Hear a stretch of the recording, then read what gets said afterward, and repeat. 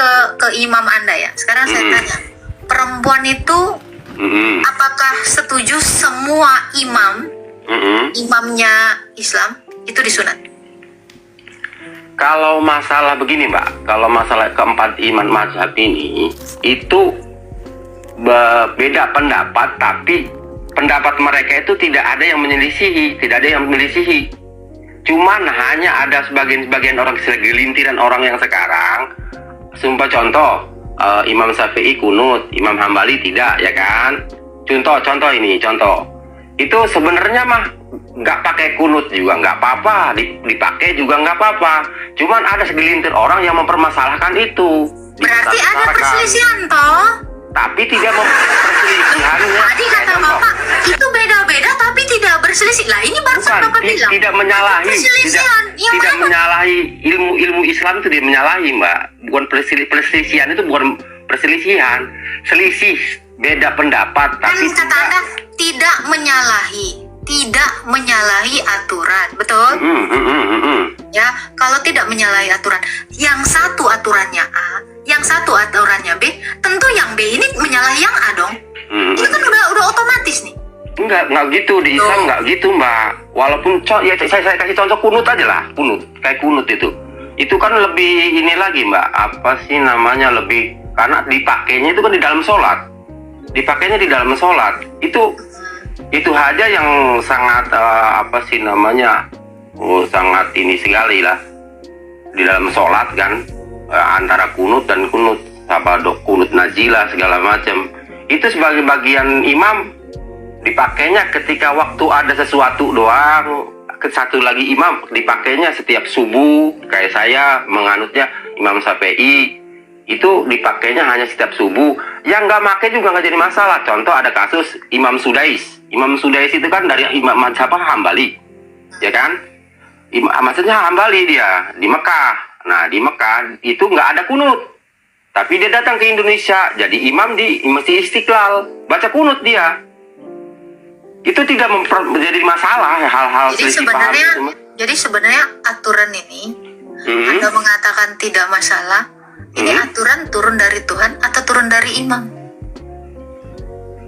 Semua aturan itu inti awal mulanya dari Tuhan. Inti mulanya yaitu makanya di Islam ada ilmu tafsir. Kalau intinya dari Tuhan, sekarang saya tanya, perintah Tuhan kayak gimana yang benar?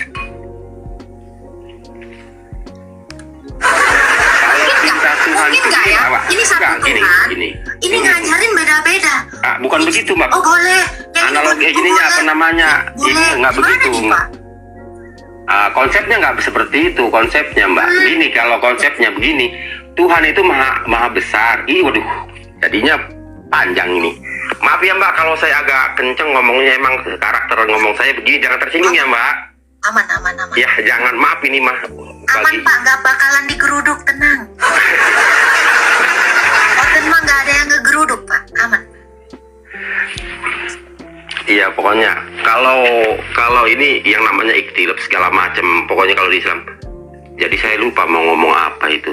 Tadi apa Pak? Kita ngebahas apa? Bahas apa?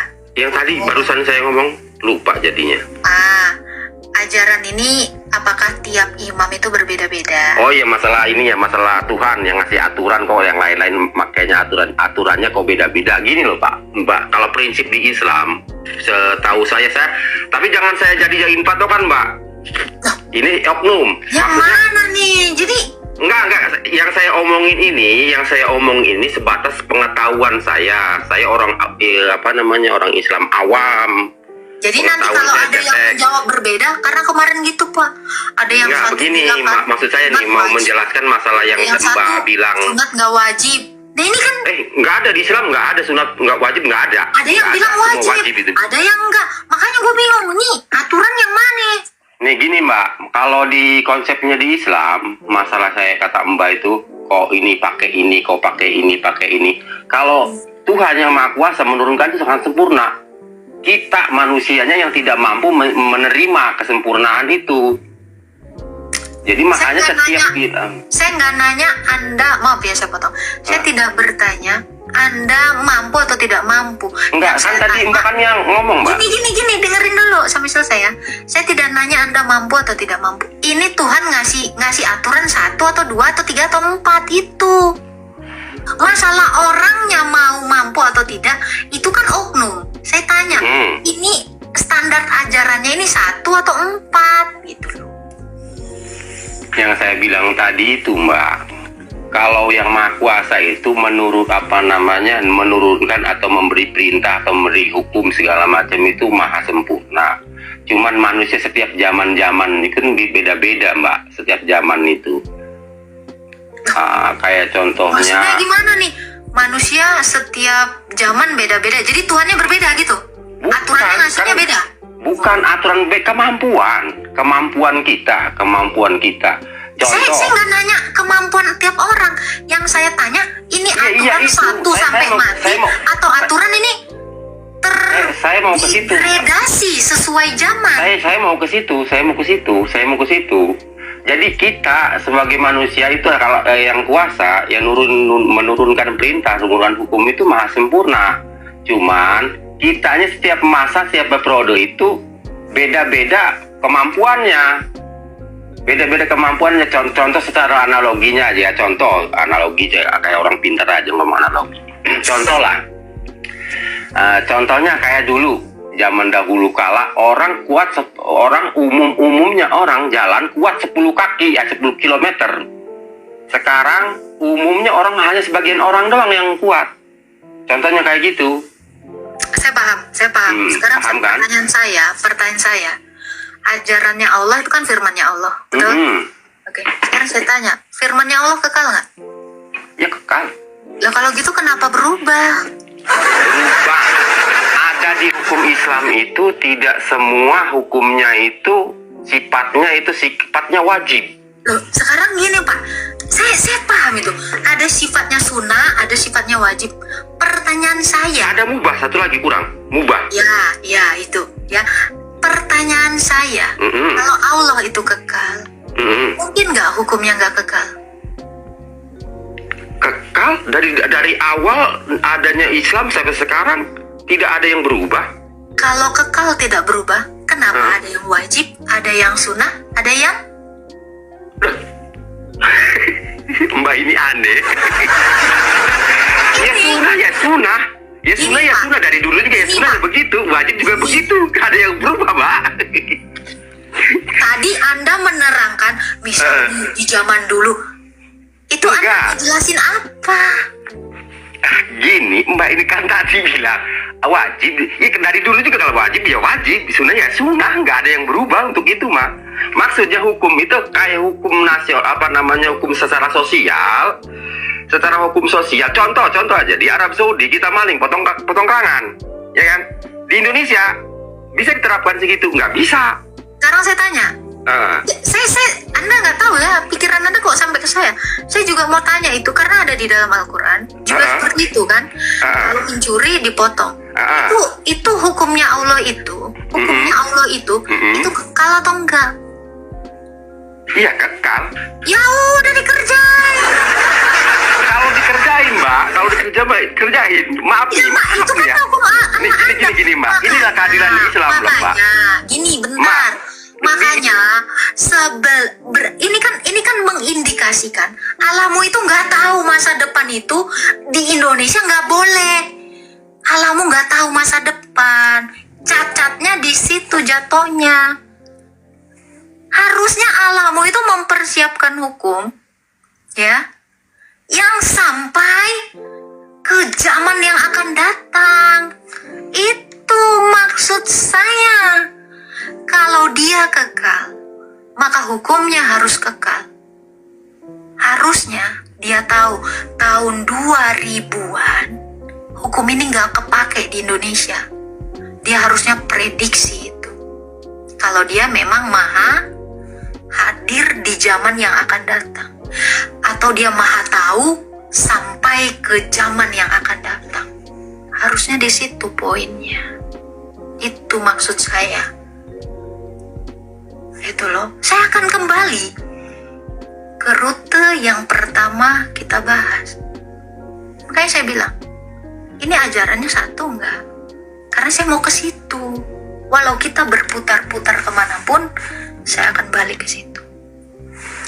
Jadi kalau memang Allah itu kekal, sekali dia berkata, maka perkataannya itu harusnya kekal. Hukumnya itu kekal. Nah, itu. Kenapa dia tidak memprediksikan tahun 2000 hukum dia nggak kepake di Indonesia? Kenapa dia tidak tahu hukum di Indonesia akan seperti ini? Kenapa dia tidak tahu hukum di Amerika seperti ini? Di mana kemahatauannya? Itu yang menjadi pertanyaan saya dari dulu. Seperti itu Pak Hambali. Mohon maaf kalau ada salah-salah kata. Silakan Pak. Halo. Silakan Pak Hambali.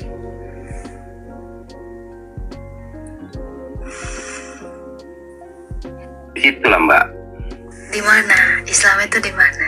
Nah, keadilan hukum Islam itu di situlah Mbak, keadilannya.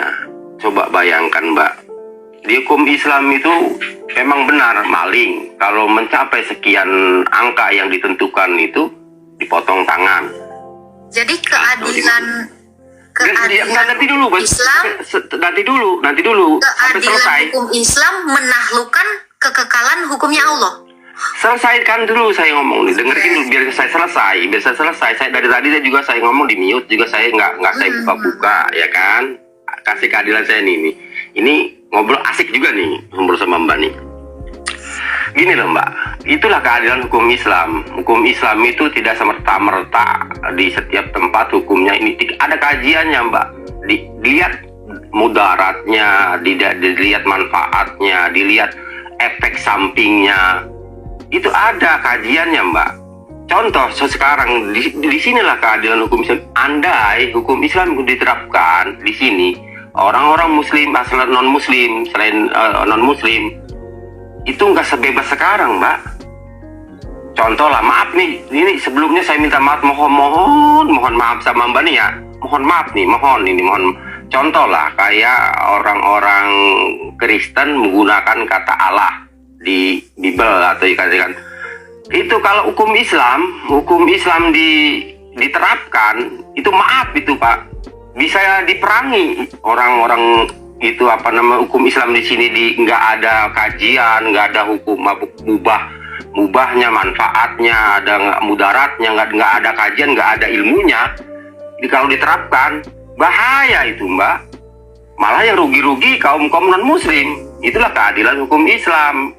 Jadi setiap hukum Islam bukan masalah kekal nggak kekal, ada kajiannya, ada mudaratnya, ada.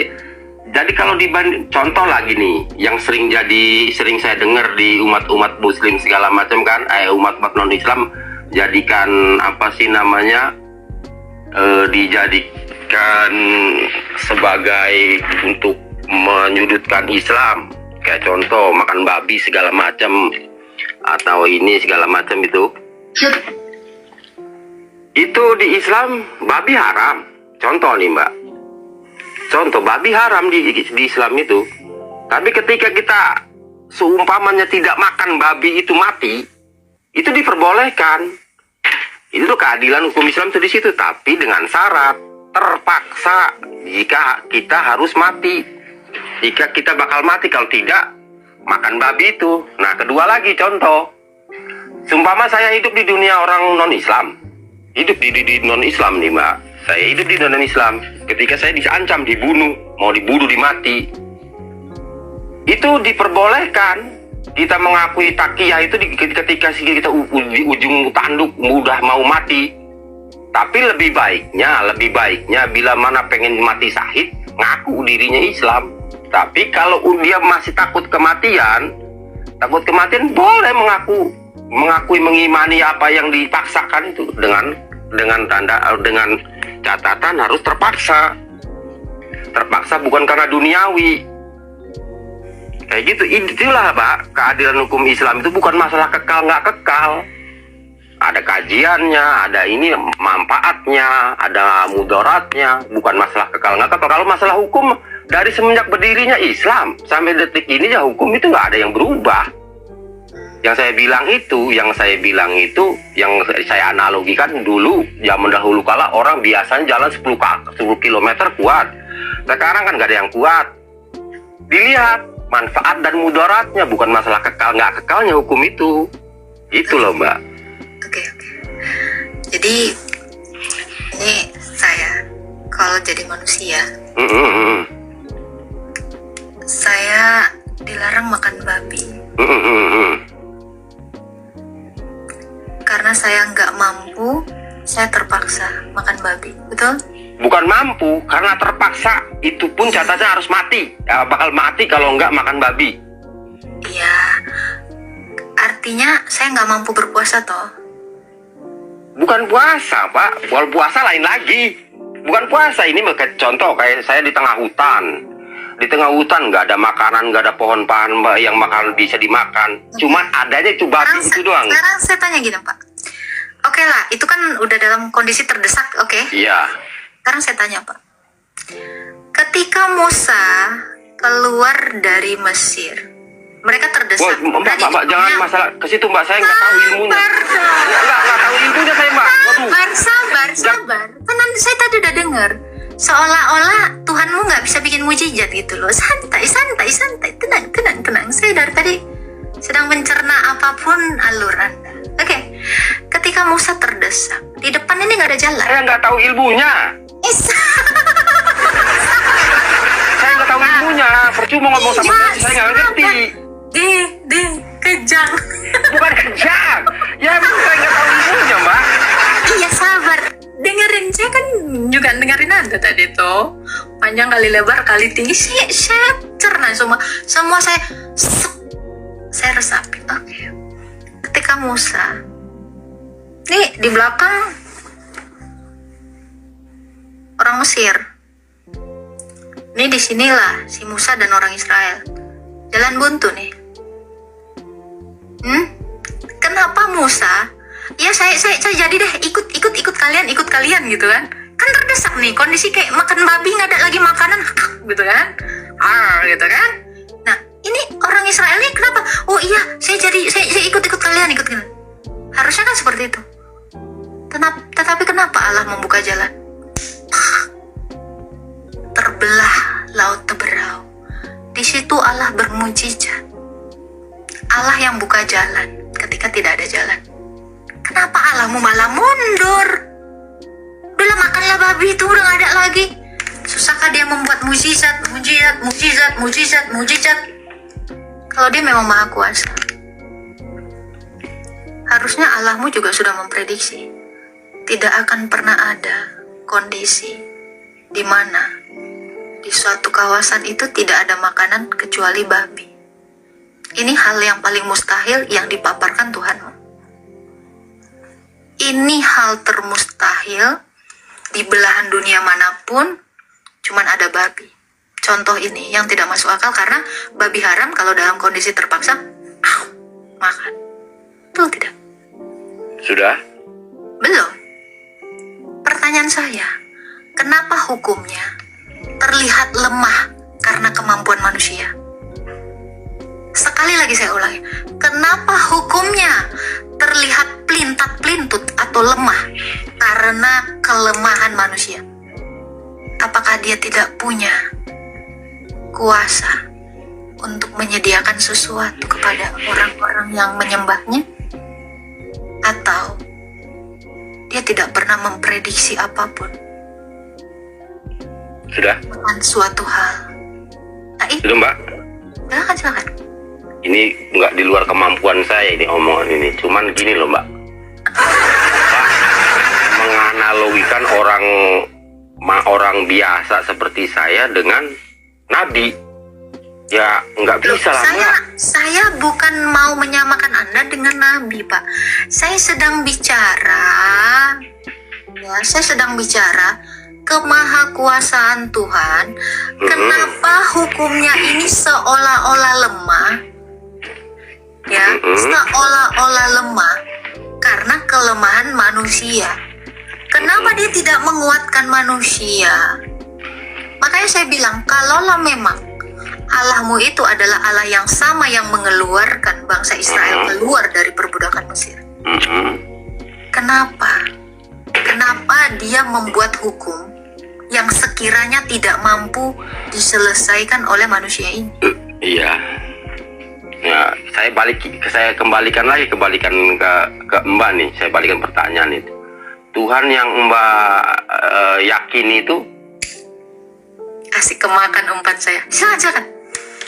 Mbak yang kasih apa namanya? Ya begitu loh, kan udah paham tuh omongan saya. Coba.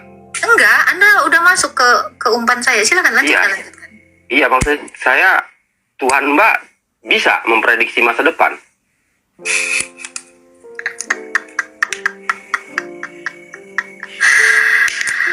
Ya, nih makanya saya bilang Tuhan itu tahu manusia itu tidak ada satupun yang bisa menggenapi Taurat. Makanya dia mengutus firman-Nya itu ke dunia supaya dengan kemanusiaannya dia menunaikan itu semua hukumnya. Makanya saya bilang Tuhan saya buka jalan, Tuhan mustak.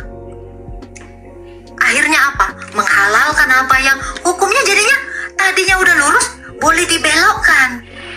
Kalau tahu tidak mampu, jangan dibikin hukum, bukan bikin kecuali.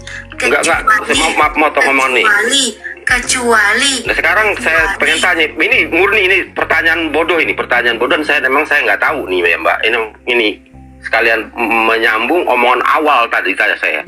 Yang pertama awal itu sekalian saya nanya itu. Iya, awal itu kan pertanyaan saya kan istilahnya masalah tentang yang metode gitu kan. Nah ini saya nanya, emang di kitab Mbak ada hukum-hukum nggak Mbak? Taurat itu hukumnya kami. Loh, katanya nggak dipakai. Barusan Mbak ngomong. Kalau hukum Taurat tidak dipakai, Anda lewat udah saya bunuh. Karena di dalam perintah Tuhan, jangan membunuh, jangan mencuri. Kalau hukum itu tidak saya pakai, saya ke rumah Anda saya curi semua barang. Jadi jangan mengatakan Taurat tidak dipakai. Itu salah. Nah, kan Mbak tadi yang ngomong sendiri Mbak. Bukan saya yang ngomong. Ngomong apa? Makanya Mbak membatalkan hukum Taurat. Mbak tadi ngomong begitu. Loh, saya nggak pernah ada bilang membatalkan. Oh. Saya mengingat setiap apa yang keluar dari mulut saya. Ini 1000 orang. Pernah saya katakan ada membatalkan? Bukannya Tuhan Yesus malah menggenapi, menunaikan. Saya bilang, jangan gitu dong. Saya ada rekamannya. Saya tidak pernah mengatakan. Dengar ya Pak ya. Anda jangan menjadi penipu di sini. 1100 orang di sini saksi, Pak. Ya, 1100 orang di sini saksi. Ya, ada nggak saya mengatakan itu? Saya bisa relay lagi nih. Ini video saya ini di live ini di YouTube. Jangan kalau Anda sudah kalah adu argumen dengan saya, dengan memfitnah saya seperti itu, tidak baik. Yang tadi juga di bawah gitu, tidak sanggup mengalahkan argumentasi saya. Dia akan lari kemana-mana ngaco, ya. Ujung-ujungnya Paulus nih. Saya kan lagi belajar Mbak sama Mbak. Jangan. Jadi kalau Anda belajar. Mbak, dari tadi kan saya lagi belajar sama Mbak. Kalau ada belajar kayak gitu, terus murid bilang, Bu, tadi ibu gini, saya tampar murid saya kayak gitu, Pak. Serius. Kalau ada murid saya malah memfitnah saya gitu, saya tampar. Seolah-olah saya nggak ngajarin, Pak, ya. Anda tidak berkualitas. Jangan ya, Pak. Ya. Salam 2 lipstick, Pak. Kan? Saya nggak suka orang kalau udah kayak gini ya. Anda menyepelekan kejujuran saya.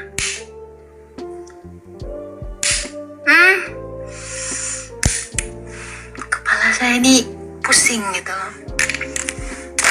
Pusing menangkap semua apa omongan Anda. Tapi Anda batalkan dengan mengatakan, saya bilang Taurat dibatalkan.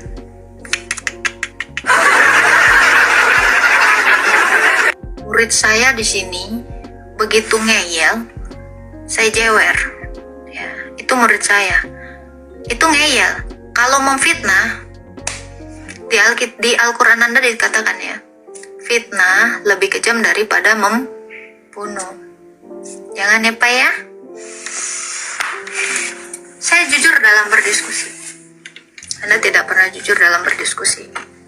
Anda mutar kemanapun akan saya ikuti. Ya. Tolong yang tadi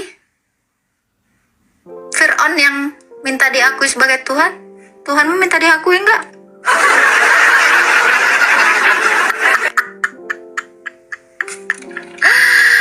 Sudah saya bilang pertanyaan saya itu anti template, anti mainstream.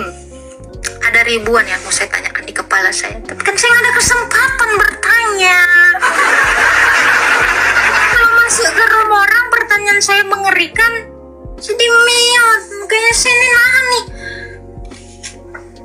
Ada ribuan pertanyaan saya, satu pertanyaan saya nggak dihadapi. Oh tidak.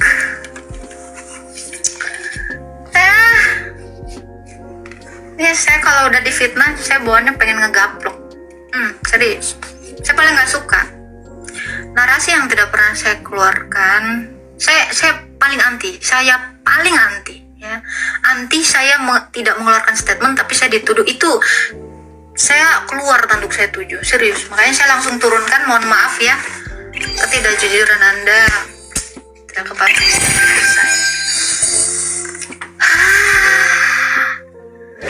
Kalian mau saya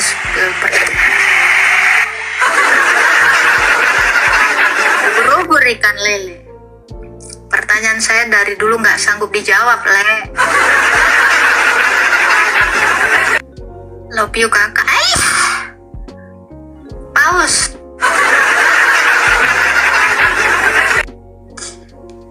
Gacor le. Ini kita ambil hiburan dulu ya. Saya butuh hiburan setelah menguras kepala saya. Lapar aku kalau udah nanya banyak kayak gini.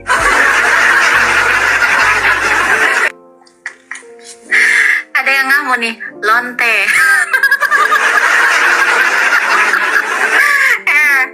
Jangan gitu dong, ingat dosa Pak. Ya, nggak boleh gitu ya. Jangan kayak gini, nggak boleh. Nampak kali kalian dari pagi kejangnya itu luar biasa loh. 4 akun saya. Kenapa kalian kejang?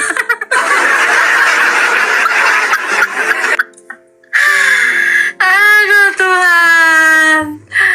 Jangan kayak gini. Saya tahu ini akan terasa sakit sekali gitu. Saya tahu akan sesakit itu ya.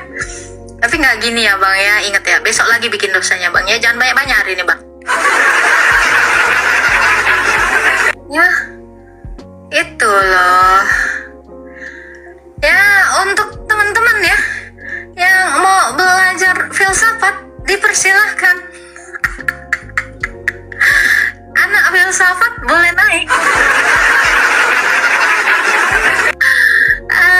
Anak hukum udah naik. Anak filsafat belum naik nih.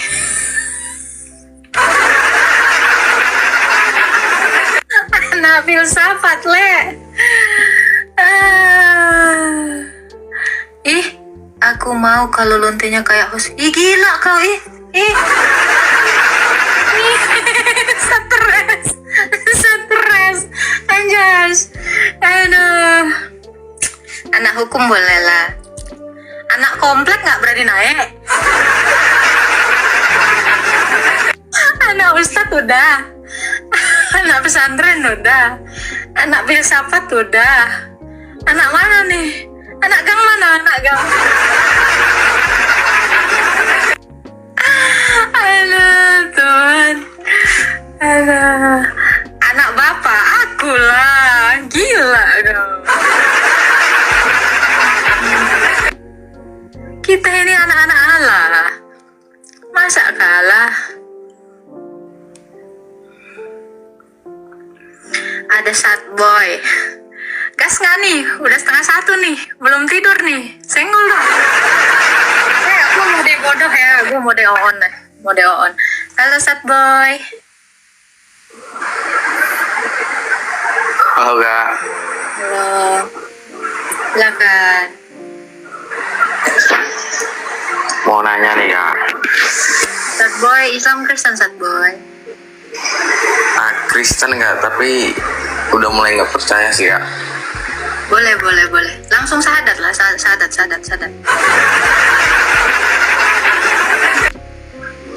Gini kak, Gimana? apakah Calon anak Kristen? nggak percaya nih boy. Calon anak nggak percaya nih. Gini kak, dengar dulu. Silakan. Apakah Kristen yang sekarang mencerminkan ajaran Tuhan Yesus? Apakah Kristen yang sekarang mengajarkan ajaran Tuhan Yesus? Ada yang tidak. Karena ini bicara oknum, bukan bicara ajaran. Kalau ajarannya tetap. Ya menurut pandangan kakak lah, gimana? Masih mencerminkan Kristen. Romo saya mencerminkan sekali, mengasihi, memaafkan. Oh, kakak Katolik ya? Bukan Ortodoks. Wah. Oke lah kak, nggak jadi lah kak, turun lah kak.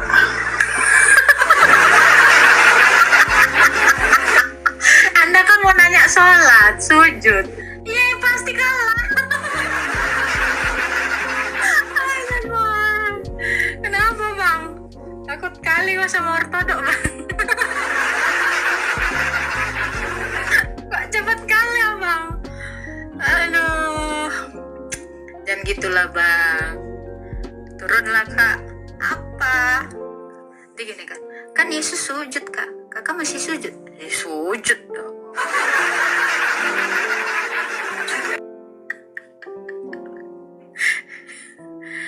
Aduh, kita naikkan babi dulu ya. Aduh, kita naikkan dulu ya.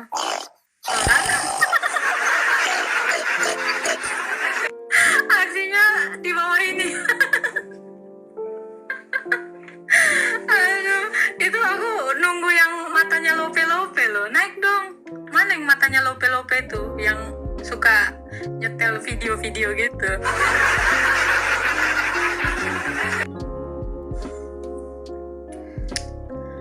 Ada aja. Kocak gaming makin rame woy. Kok jadi 1000 orang di sini. Aduh Mas Bram. Ortodoks takut ketahuan fotokopinya. Hati-hati weh. Iyalah. Ini jangan sampai akun saya innalillahi ya untuk kelima kali. Aduh. Itulah ya. Sama gue berani nggak? Nggak berani bang. Nggak berani bang. Coba bang. Halo Murid Solus, jumpa lagi. Pasti Benki.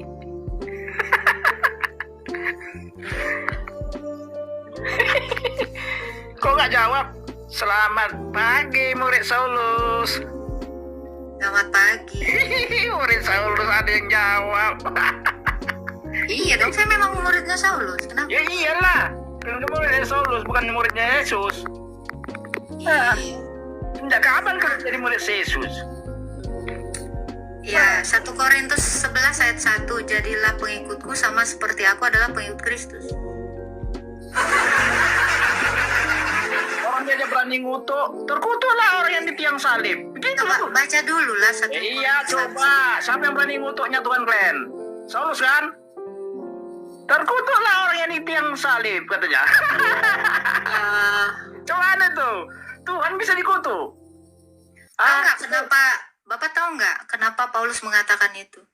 Ya kan kena dia sendiri yang mengikuti. Bukan, karena Marsa udah mengatakan itu. Jangan ngarang bro. Aduh. Ini dulu lah, kau dengar ini dulu. Betul. Sabarlah. Ini memang. Jadi bahas Tuhan lu, jangan kesana.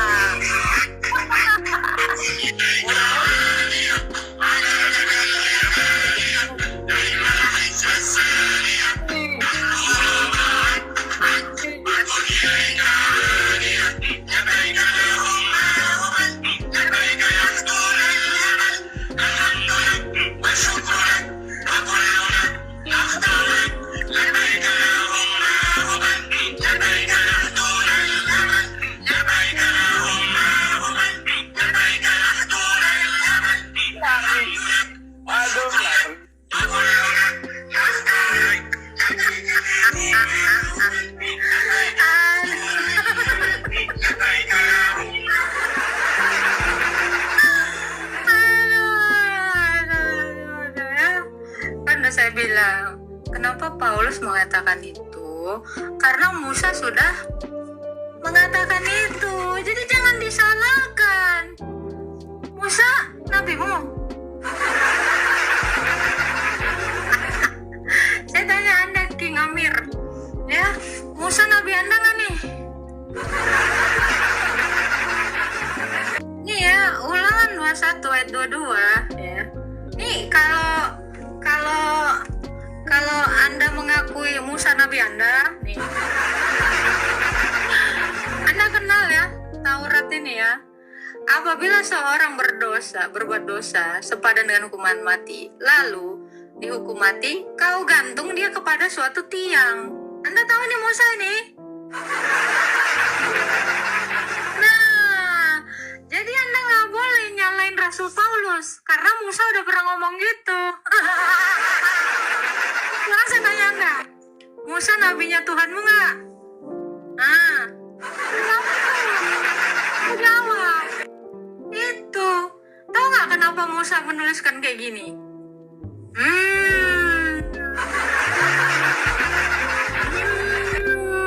Gampang sekali. Anda percaya Taurat Musa? King, percaya nggak Taurat Musa? Mengimani nggak? Mengimani nggak? Ya.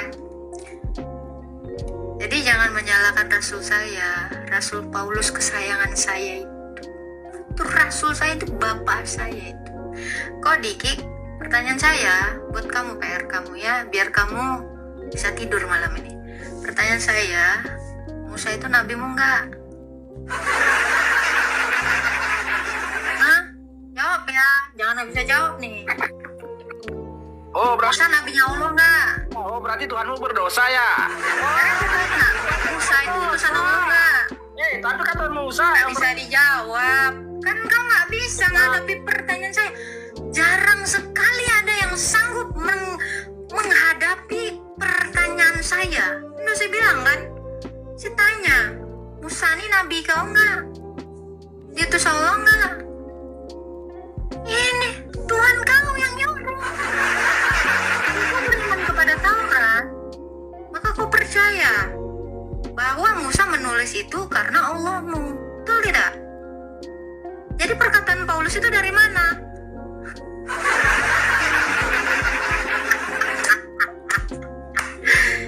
Udah. Belum nyampe kalian sampai sini. Kalian belum nyampe. Nggak nyampe. Ya, jangan. Spill lagi Kak videonya. Jangan pernah senggol Rasul saya, bos. Rasul saya itu, bos. Gak bisa ada yang nyenggol Rasul saya. Ingat itu. Anda masih level 0. Jangan. Ya, siapapun yang menghina Rasul saya, itu Rasul kebanggaan saya. Saya belajar dari Rasul Paulus. Ingat itu. Anda belum ngerti apa-apa tentang Taurat.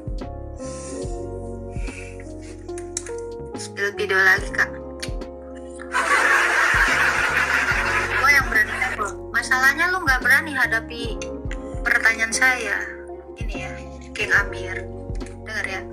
Nama kau besok jangan King Amir ya. Boti Amir. Nah, kamu kayak Boti. Kenapa? Saya tanya kamu lari kemana-mana, itu sifat Boti. Kenapa ya? Nama kau Boti Amirul. Nah, itu cocok. Kenapa? Kau tuh kayak Boti, tukang bohong ngeles. Boti itu penipu, pembohong kayak kau. Lu berani senggol, lu jawab dulu. Musa nabi kau nggak? Musa itu nabi kau nggak? Pertanyaan kau tuh gampang kali ku jawab. Terlalu gampang dari dulu. Kau tuh selalu menghina Rasul saya. Tapi kau kan nggak pernah mau hadapi pertanyaan saya. Kamu tuh akan ngoceh seperti Boti. Ngoceh terus. Tapi nggak pernah kau bisa hadapi omongan saya. Ya, berhubung sama kau. Cuh. Kau keluar dari room saya. Kau tidak akan bisa melihat kecantikanku sampai akhir live ini. Ya, nama kau King Boti, itu cocok untuk kau. Ya, bus kena kau kan. Gitu aja, tipis-tipis aja, tipis-tipis kita iris tipis-tipis,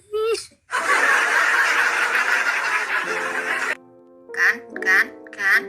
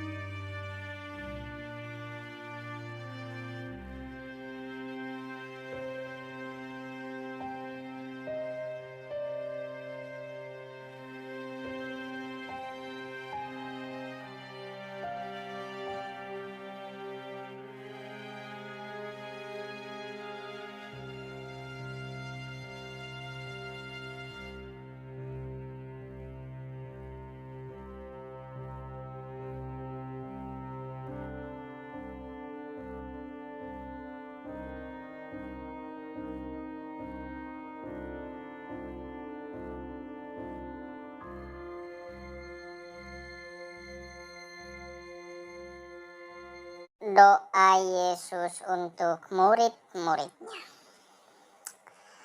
Demikianlah kata Yesus, lalu ia menengadah ke langit dan berkata, Bapa, telah tiba saatnya, permuliakanlah anakmu supaya anakmu mempermuliakan engkau. Sama seperti engkau telah memberikan kepadanya kuasa atas segala yang hidup, demikian pula ia akan memberikan hidup yang kekal kepada semua yang telah engkau berikan kepadanya. Inilah hidup yang kekal itu, yaitu bahwa mereka mengenal engkau satu-satunya Allah yang benar dan mengenal Yesus Kristus yang telah engkau utus. Aku telah mempermuliakan engkau di bumi dengan jalan menyelesaikan pekerjaan yang engkau berikan kepadaku untuk melakukannya. Oleh sebab itu ya Bapa, permuliakanlah aku padamu sendiri dengan kemuliaan yang kumiliki di hadiratmu sebelum dunia ada. Aku telah menyatakan namamu kepada semua orang yang engkau berikan kepadaku dari dunia. Mereka itu milikmu dan engkau telah memberikan kepada mereka kepadaku, dan mereka telah menuruti firman-Mu. Sekarang mereka tahu bahwa semua yang engkau berikan kepadaku itu berasal daripadamu. Sebab segala firman yang engkau sampaikan kepadaku telah kusampaikan kepada mereka dan mereka telah menerimanya. Mereka tahu benar-benar bahwa aku datang daripadamu dan mereka percaya bahwa engkaulah yang telah mengutus aku. Aku berdoa untuk mereka, bukan untuk dunia aku berdoa, tetapi untuk mereka yang telah engkau berikan kepadaku, sebab mereka adalah milikmu. Dan segala milikku adalah milikmu dan milikmu adalah milikku, dan aku telah dipermuliakan di dalam mereka. Dan aku tidak ada lagi di dalam dunia, tetapi mereka masih ada di dalam dunia. Dan aku datang kepadamu, ya Bapa yang kudus. Peliharalah mereka dalam namamu, yaitu namamu yang telah engkau berikan kepadaku, supaya mereka menjadi satu sama seperti kita. Selama aku bersama mereka, aku memelihara mereka dalam namamu, yaitu namamu yang telah engkau berikan kepadaku.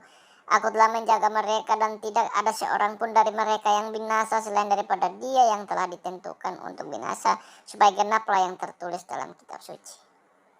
Tetapi sekarang aku datang kepadamu dan aku mengatakan semuanya ini sementara aku masih ada di dalam dunia, supaya penuhlah sukacitaku di dalam diri mereka. Aku telah memberikan firman-Mu kepada mereka dan dunia membenci mereka karena mereka bukan dari dunia, sama seperti aku bukan dari dunia.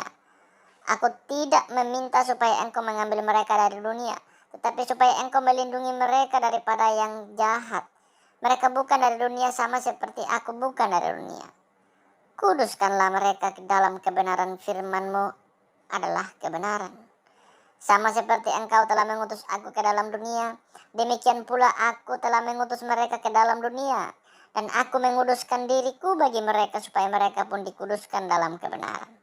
Dan bukan untuk mereka ini saja aku berdoa, tetapi juga untuk orang-orang yang percaya kepadaku oleh pemberitaan mereka, supaya mereka semua menjadi satu, sama seperti engkau ya Bapa di dalam aku dan aku di dalam engkau, agar mereka juga di dalam kita, supaya dunia percaya bahwa engkaulah yang telah mengutus aku.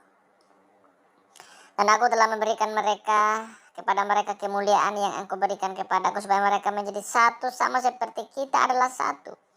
Aku di dalam mereka dan engkau di dalam aku, supaya mereka sempurna menjadi satu, agar dunia tahu bahwa engkau yang telah mengutus aku dan bahwa engkau mengasihi mereka sama seperti mengasihi aku, sama seperti engkau mengasihi aku.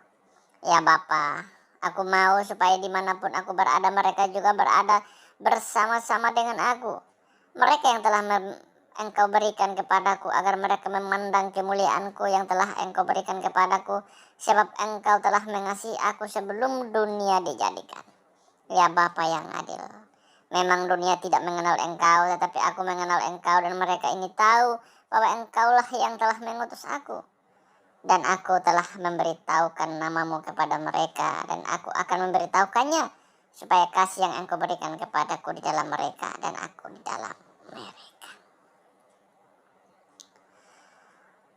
Pasal yang ke-18. Setelah Yesus mengatakan semuanya itu, keluarlah ia dari situ bersama-sama dengan murid-muridnya, dan mereka pergi ke seberang sungai Kidron. Di situ ada suatu taman, dan ia masuk ke taman itu bersama dengan murid-muridnya. Yudas yang mengkhianati Yesus juga tahu tempat itu, karena Yesus sering berkumpul di situ dengan murid-muridnya. Maka datanglah Yudas itu jika ke situ dengan pasukan prajurit penjaga bait Allah yang disuruh oleh imam-imam kepala dan orang-orang Farisi lengkap dengan lentera sulur dan alat-alat yang lain. Maka Yesus yang tahu semuanya yang akan menimpa dirinya maju ke depan dan berkata kepada mereka, "Siapakah yang kamu cari?" Jawab mereka, "Yesus dari Nazaret." Katanya kepada mereka, "Akulah dia." Yudas mengkhianati, dia juga berdiri di situ bersama-sama dengan mereka. Ketika ia berkata kepada mereka, "Akulah dia," mundurlah mereka dan jatuh ke tanah. Maka ia bertanya pula, "Siapakah yang kamu cari?" Kata mereka, "Yesus dari Nazaret." Jawab Yesus, "Telah kukatakan kepadamu, akulah dia. Jika aku yang mencari kamu, biarkanlah mereka ini pergi." Demikian hendaknya supaya genaplah firman yang telah dikatakannya. "Dari mereka yang telah kuserahkan kepadaku, tidak seorang pun yang kubiarkan binasa." Lalu Simon Petrus yang membawa, ya di sini dijelaskan, teman-teman sudah tahu semua bahwa Simon Petrus itu melakukan sesuatu yang tidak baik ya, kepada salah satu prajurit dari yang dibawa oleh Yudas ya. Teman-teman sekalian, firman Tuhan ini sudah sangat jelas ya, mengingatkan kita kembali bahwa Yesus betul-betul mengasihi kita ya. Dia mau kita semua diselamatkan ya. Tapi kembali lagi bahwa semua itu adalah hak daripada Tuhan, hak prerogatif Dia yang memilih dan menyelamatkan kita. Kita yang telah percaya, ya bersyukur, kita harus tetap berada di dalamnya ya. Tidak boleh kita kemudian meninggalkannya ya. Dan kita akan mendapatkan kehidupan yang kekal. Itu bukan mudah-mudahan seperti yang diajarkan oleh yang lain gitu ya. Tetapi di dalam iman Kristen, keselamatan itu adalah sebuah kepastian. Bukan mudah-mudahan, bukan mungkin gitu ya, tidak. Itu adalah sebuah kepastian yang tidak dipertanyakan lagi apakah benar ya. Karena ayat-ayat dalam Alkitab yang mendukung tentang keselamatan itu banyak sekali ya.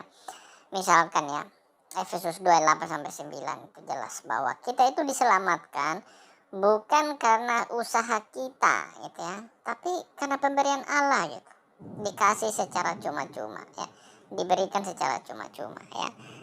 Dan dijelaskan juga bahwa kita diselamatkan bukan karena kita berusaha lalu diselamatkan gitu ya, atau bukan karena kebaikan kita, bukan karena kehebatan kita atau apapun dari diri kita yang membuat Tuhan kasihan misalkan dan kita disana. Tidak, itu adalah keputusan Tuhan untuk menyelamatkan kita ya, bukan apapun dari diri kita. Itu menjadi catatan penting ya. Lalu kemudian teman-teman ya, ayat yang lain dari Yohanes 3 ayat 16 ya. Karena begitu besar kasih. Nah, kasih ini yang menjadi kata kunci ya. Kenapa kita diselamatkan? Karena Allah mengasihi kita. Kalau Allah tidak mengasihi kita, maka tidak mungkin Dia menyelamatkan kita yang percaya kepadanya. Jadi hanya kasih yang kemudian menutupi segala dosa kita. Karena kalau dihitung-hitung dosa ini sangat banyak sekali. Sangat banyak sekali, dan Tuhan mengasihi kita sehingga kita diselamatkan. Datanglah Yesus Kristus untuk menyelamatkan kita. Maka kasih yang telah kita terima dengan cuma-cuma dari Allah, mari juga kita praktekkan dalam kehidupan kita. Untuk kita mengasihi orang yang bersalah kepada kita. Ya, kita mengasihi orang yang mungkin menyakiti kita juga. Kita mengasihi, mencintai mereka sebagaimana Yesus telah mengasihi dan mencintai kita. Karena itulah yang Tuhan kehendaki untuk kita lakukan dalam kehidupan kita. Tuhan berkati kita semuanya. Shalom.